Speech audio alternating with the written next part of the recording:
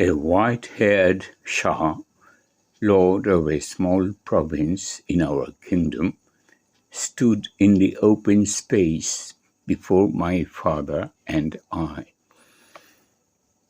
King Mahdi, Shirvan Shah, railed in the middle of an outburst.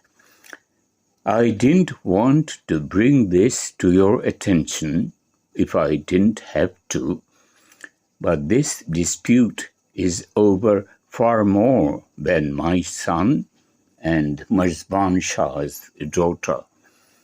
Spittle flew from his mouth as he paced the marble floor between us and his rapt audience, who waited their turn.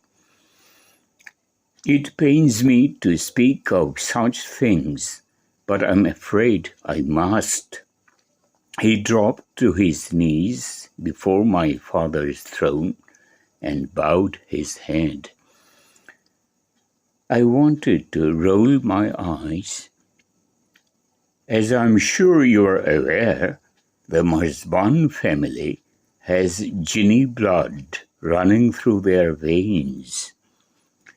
I leaned forward. Too late, I caught myself and sat back. No one noticed. All eyes were glued to Shirvan Shah, who let the silence draw out until it lay thick and expectant over the room. He cleared his throat and stage whispered, "I believe she may have a Jinn'S gift." Horrified gasps and murmurs replaced the silence. The corners of his mouth twitched upward as he stood. I found myself hating him. "That's a strong accusation to make without proof," my voice rang out. I couldn't help myself. "What if she's innocent?" I clutched the arms of my throne, leaning forward.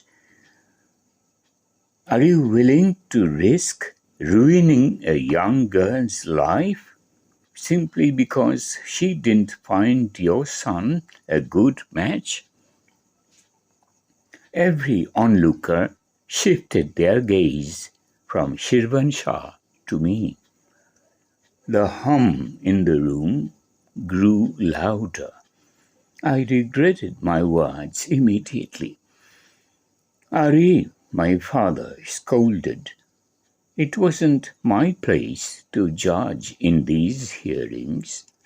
Not yet. My role was to learn and observe." "Sorry, Baba." I bowed my head, hating the disappointment in his tone.